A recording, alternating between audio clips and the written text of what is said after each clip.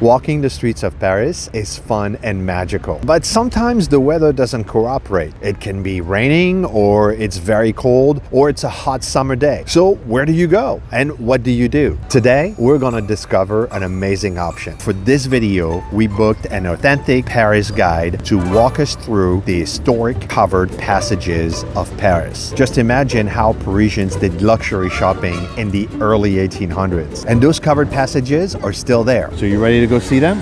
I'm ready to go. Allez, on y va. Let's shop. Bonjour, I'm Fabien, so I will be your guide today. I will show you the most beautiful passages in Paris. Allez, on y va.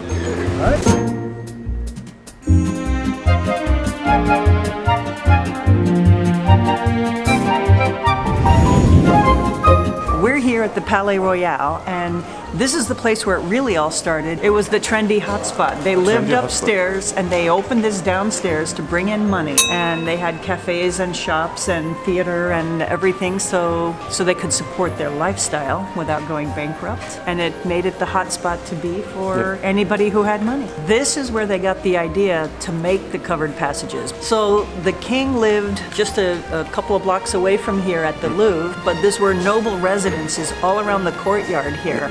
And in these galleries, there's furniture and shoes and clothing. If you're looking for stuff that's made in France and you have a bunch of money to spend, this is a great place to come. You can get some little gifts and souvenir type things, but it's not tchotchke, it's not cheap. This is nice, high quality stuff, not touristic shopping.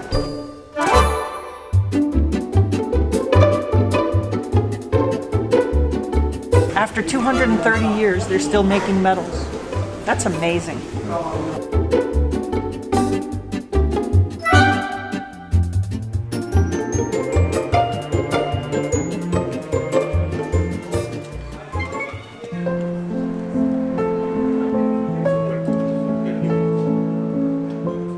We're in Galerie Vivienne, which is a passage, but it's a particularly elegant passage, so we call it a gallery. That's the way the owner designed it. He wanted it a little bit something a cut above. In this gallery, we have some really nice places to eat. There's a bakery that serves a full breakfast. I've seen some lovely lunches over there, but we also have a store where you can buy gowns, a place to buy fine, rare jewelry, exotic pearls, exactly, fabrics, and beautiful items of luxury in this place.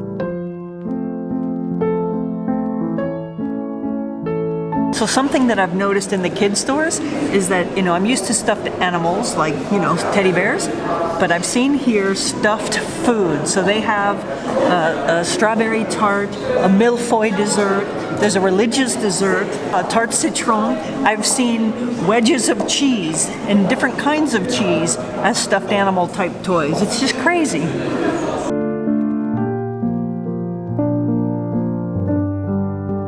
One of the really interesting things is if you can see the mosaic floor, this is done by the same Italian designer who did the mosaics in the Opera Garnier, which is the big, beautiful opera house here in Paris. So this gallery was built in 1826, was opened in 1826, and inspired with Napoleon's campaign, as you can see all the decorations. So we can call it empire-style decoration. Something I really love, you have a lot of the reliefs here. I know we had some in some of the other galleries, but this design in the walls, like these reefs and things like the relief. And when they say a library, they don't mean a library. A library is a bibliothèque.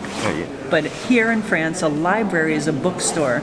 And so these guys have used books, antique books, original editions, and they also have antique postcards that you can buy right here. So are you going to take me to the next passage? Yeah, let's go. Perfect, let's go.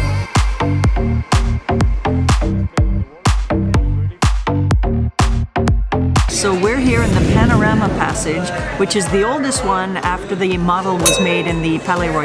Yeah. They called this place the Panorama Passage because when they built it, they had no cameras, no anything, and they painted all kinds of different designs on the walls. And so people would come here and see a painting of a jungle and feel like they're in the jungle. And so in this one, if you arrive from one street, you might think there's not much, but come all the way in and make the turn. You have international restaurants, classic traditional French restaurants, restaurants, and there are a lot of stamp collectors, the philatelist shops here, with amazing historic things and just beautiful.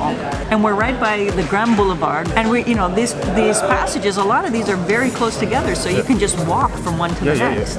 And so now we're going to walk to another one? Yeah, the Jouffroy Passage. You can see it from here. Look. Let's go.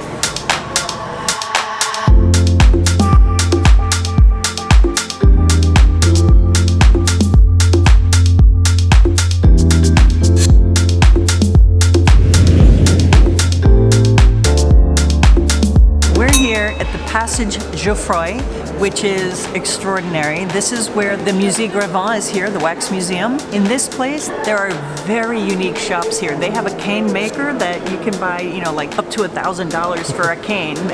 Just extraordinary high quality stuff. They have other places with high-end decor and gifts.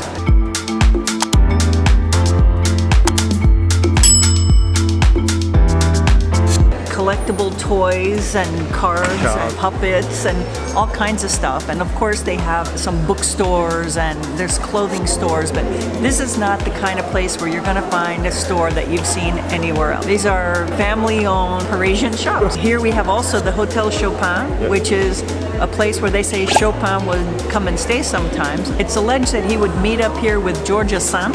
No proof of that, but it's alleged, and the hotel is here, and it's right off the Grand Boulevard. A block from the opera, on the Grand Boulevard. You're in the middle of everything. Right across from the Jouffroy is the Passage Verdeau. It was built in 1847, and you can't help but notice the bright light and the architectural features. The walls are lined with cafes, antique dealers, old booksellers, stamp collectors, and shops with all kinds of unique items.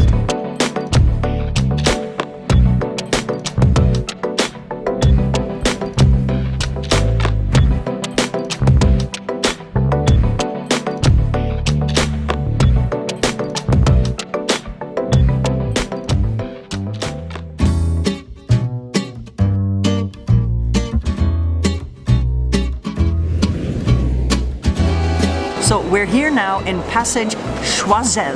This is the longest gallery in this part of town. It's about 500 feet long, and we're very close to the Japanese embassy. So in this gallery, we have a lot of restaurants. There are Japanese, Chinese, Vietnamese, Korean restaurants. Fantastic. At the other end, there's actually a Greek. Not sure how that one snuck in, but we have shoes and gifts and stationery shops with puzzles, eyewear stores, and there's even a place in here where you can get a massage and book taking a nap. Go figure. You've heard of Napster. This is like a nap store. It's a nap store where you can come in and just relax, take a nap, get a massage. And we're not talking about naughty naps. This is a place where you can go and rest and sleep just here in the gallery in the middle of the day. Yeah. It's really crowded here during lunchtime because there's so many restaurants and so many good restaurants. So if you want to try it, I'd say come over here before noon, 11:30, 11:45, so that you're in front of the line. Then the line will be a lot shorter and you'll get amazing Asian food.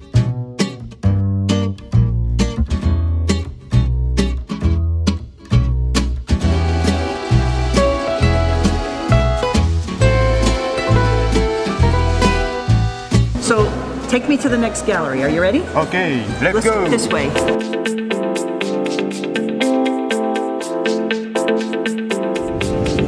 This passage, like most passages I imagine, this one was named after Vero-Dodat. So this is what you would consider a shopping mall from the 1820s. This is one of the first ones built, and this is after the Industrial Revolution because before that they had to manufacture and sell all together.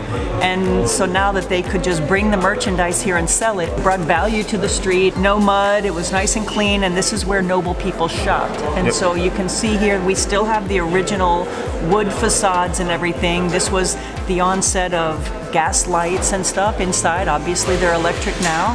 And then just above the stores were the apartments where the sellers lived. And so you have beautiful ceilings, it's covered, it was warm in the winter and cool in the summer, and it protected the shoppers to come in and have a beautiful experience of shopping. So ancestor of the shopping mall. Exactly, the ancestor of the shopping mall.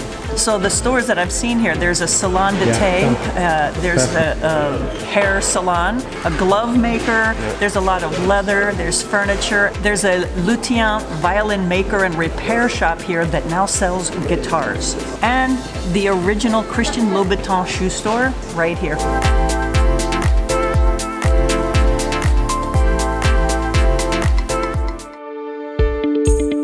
The Passage du Grand Cerf is closer to Les Halles, or the north side of the Marais. It was built in 1825 with wrought iron lattice and glass, and it's just beautiful.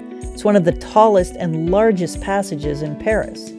It's best known for 2 specialty knitting shops, but don't overlook the cafes, booksellers, and other spots like the extraordinary collection of unique crafted items for home decor. Think restoration hardware on steroids with old world charm.